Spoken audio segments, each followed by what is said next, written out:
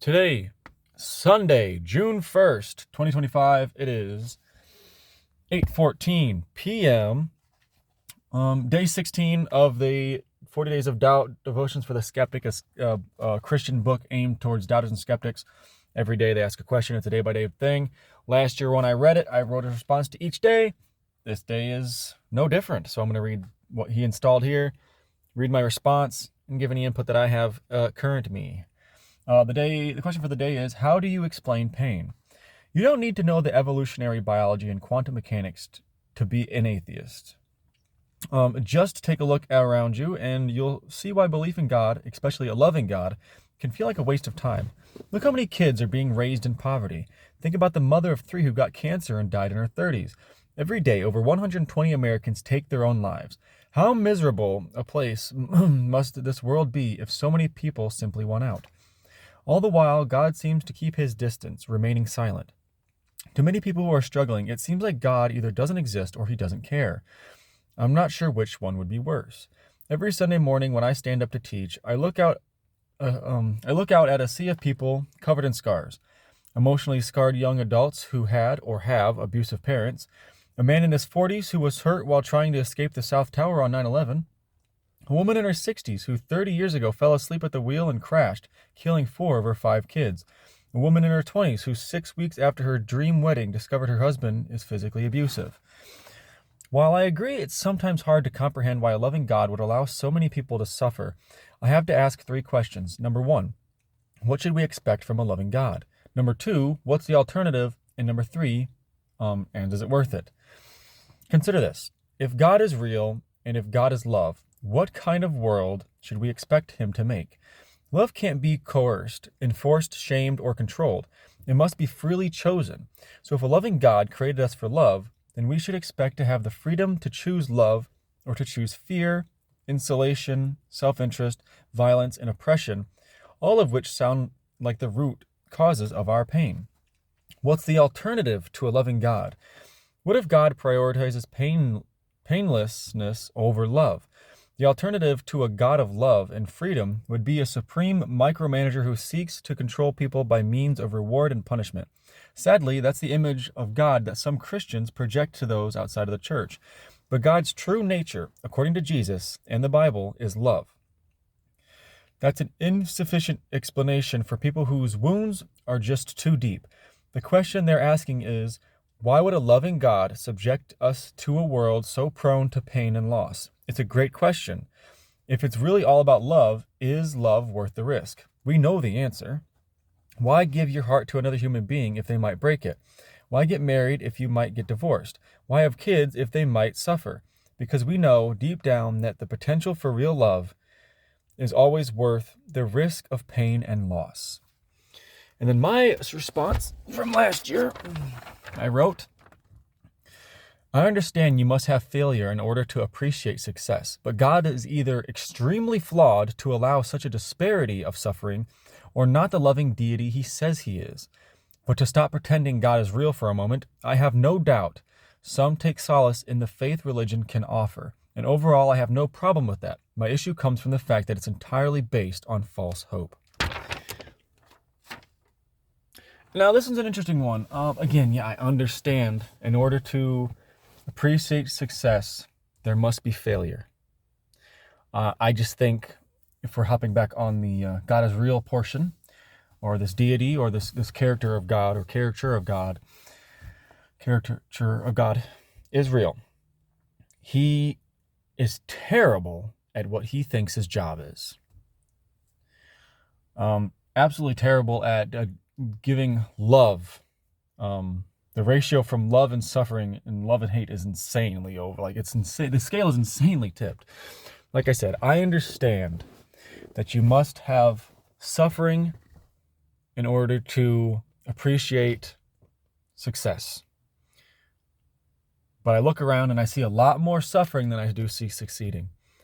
And quite frankly, he's terrible at it. He is terrible at what his end goal is, right? Or whatever Christians say the end goal is, I suppose. So either he is extremely flawed, or he actually has ulterior motives, or just isn't the loving God that he says he is. But when it comes to my issues with Christianity, and that's kind of gets brought up here, right? The last thing I say is my issue comes from the fact that it's entirely based on false hope. And now that's something I want to delve into. Hope and false hope is something that I want to delve into deeply in another video, not related to religion. Christianity, the only reason I'm even covering this book is because I wrote a response to it every single day, and it was a book given to me by someone who is very important to me, and someone that I think, like myself, is very good at wanting to know other people's perceptions on reality, right?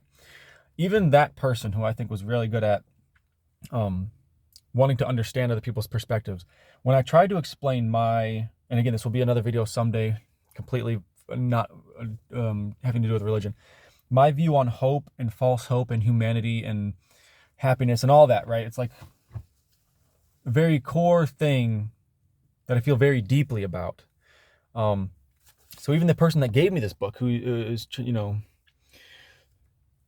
expression of different views and stuff, couldn't even understand or comprehend my exact views on hope. It's very complex, and it brings me sort of back to, I almost don't want someone who is religious to understand what I mean when I talk about hope and false hope.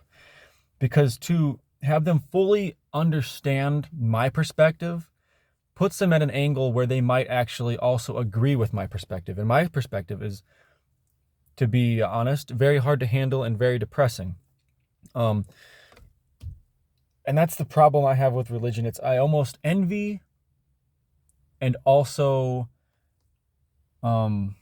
pity. I both envy and pity people who are religious, because they're able to be blissfully ignorant in their happiness, but at the same time, they're ignorant. You know what I mean?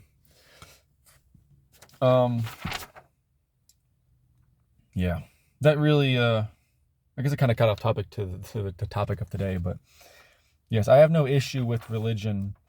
I don't have any issue, and I really wish, for the most part, Christianity specifically, I don't really feel like is going to be a big part of this channel. I'm not going to talk about it a lot. I'm only doing it now because it was specifically, I like the structure of this series, to be honest with you. I go by review my each day.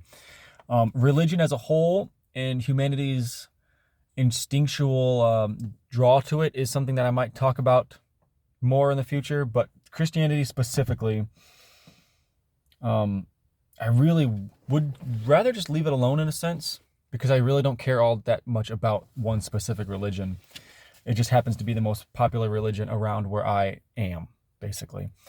So it specifically not interests me too much, and I would rather leave specific religions, for now, at least how I feel now, and this might change in the future, but specific religions, I'd rather just leave alone. And I believe in ignorance if it makes you happy, as long as that ignorance isn't stopping progression of knowledge. And there's a lot of Christians who, like the person who gave me this book, and there's a lot of Christians I've talked to before as well, who know my opinions on religion and all that stuff, that they are fully Christian, as much as they could be, I suppose, that don't stop opposing thoughts. And that's fine. So I believe you can have faith or ignorance, whichever one you want to call it, to make you happy. If you need that to make you happy, I'm fully on board with that, as long as that ignorance isn't the type of ignorance that stops the progression of knowledge for others. I fully believe you can be as ignorant as you want for yourself, as long as it's not harming or halting other people's progression of knowledge and self-exploration, I suppose. And to bring it home to what this day was actually supposed to be about, pain, God, like I said, I'm just going to reread what I said here. I understand you must have failure in order to appreciate success, but God is either extremely flawed to allow such a disparity of suffering, or not the loving deity he says he is. And whether you agree with me or you disagree with me, always question why.